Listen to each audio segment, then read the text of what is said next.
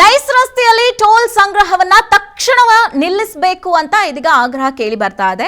CM ಡಿಕೆಶಿಗೆ ಕೇಂದ್ರ ಸಚಿವ H D. Kumaraswamy ಈ ವಿಚಾರಕ್ಕೆ ಸಂಬಂಧಪಟ್ಟಂತೆ ಇದೀಗ ಸುದೀರ್ಘ ಪತ್ರವನ್ನ ಕೂಡ ಬರೆದಿದ್ದಾರೆ.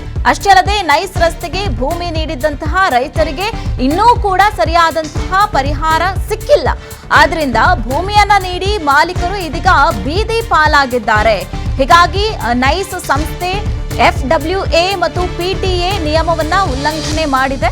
ನೈಸ್ ಯೋಜನೆಯನ್ನ ವಶಕ್ಕೆ ಪಡೆಯಲು ಇದೀಗ ಒತ್ತಾಯಿಸಿ DK ಶಿವಕುಮಾರ್ಗೆ ಎಚ್.ಡಿ. ಕುಮಾರಸ್ವಾಮಿ ಅವರು ಇದೀಗ ಪತ್ರವನ್ನ ಬರೆದಿರುವಂತದ್ದು. ಸುದೀರ್ಘ ಪತ್ರದಲ್ಲಿ ಈ ಬಗ್ಗೆ ಅವರು ಕೇಳ್ಕೊಂಡಿದ್ದಾರೆ. ಹೀಗಾಗಿ ಕೂಡಲೇ ನೈಸ್ ರಸ್ತೆಯಲ್ಲಿ ಟೋಲ್ ಸಂಗ್ರಹವನ್ನ ತಕ್ಷಣದಲ್ಲಿ ನಿಲ್ಲಿಸಬೇಕು ಅಂತ ಈ ಪತ್ರದಲ್ಲಿ HDK ಅವರು ಉಲ್ಲೇಖವನ್ನ ಮಾಡಿದ್ದಾರೆ. ಇನ್ನು ಸಿಎಂ ಡಿಕೆಶಿಗೆ ಕೇಂದ್ರ ಸಚಿವ ಎಚ್.ಡಿ. ಕುಮಾರಸ್ವಾಮಿ ಅವರು ಈ ರೀತಿಯಾಗಿ ಪತ್ರವನ್ನ ಬರೆದಿರುವಂತದ್ದು. ಅಷ್ಟೇ ಅಲ್ಲದೆ ರಸ್ತೆಗೆ ಭೂಮಿ ನೀಡಿದಂತಹ ರೈತರ ಪರಿಸ್ಥಿತಿ ಇದೀಗ ಅಧೋಗತಿ ಆಗಿದೆ.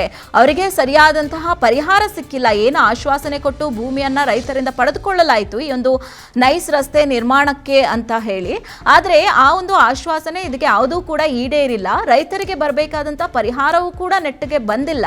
ಆ ಎಲ್ಲಾ ರೈತರು ಕೂಡ ಇದೀಗ ಬೀದಿ ಪಾಲಾಗಿದ್ದಾರೆ. ಆತ ಭೂಮಿಯನ್ನು ಕೂಡ ಕಳ್ಕೊಂಡಿದ್ದಾರೆ. ಈತ ಸರಿಯಾದ ಪರಿಹಾರ ಕೂಡ ಅವರಿಗೆ ಇದು ಸಿಗ್ತಾ ಇಲ್ಲ. ಅಂದ್ರೆ FWA ಆಗಿರ್ಬೋದು, PTA ಈ ರೀತಿಯಾಗಿ ನಿಯಮವನ್ನ ಉಲ್ಲಂಘನೆ ಮಾಡಿದೆ. ಹೀಗಾಗಿ ಕೂಡಲೇ ನೈಸ್ ರಸ್ತೆಯಲ್ಲಿ ಟೋಲ್ ಸಂಗ್ರಹವನ್ನ ತಕ್ಷಣಕ್ಕೆ ನಿಲ್ಲಿಸಬೇಕು ಅಂತ ಇದೀಗ HDK ಆಗ್ರಹವನ್ನ ಮಾಡಿದ್ದಾರೆ. ಜೊತೆಗೆ ಸಿಎಂ ಶಿವಕುಮಾರ್ ಅವ್ರಿಗೂ ಕೂಡ ಇದೀಗ ಸುದೀರ್ಘ ಪತ್ರವನ್ನ ಬರೆದು ಈ ವಿಚಾರಕ್ಕೆ ಸಂಬಂಧಪಟ್ಟಂತೆ ಅವರು ಮನವಿಯನ್ನ ಕೂಡ ಮಾಡಿಕೊಂಡಿರುವಂತದ್ದು.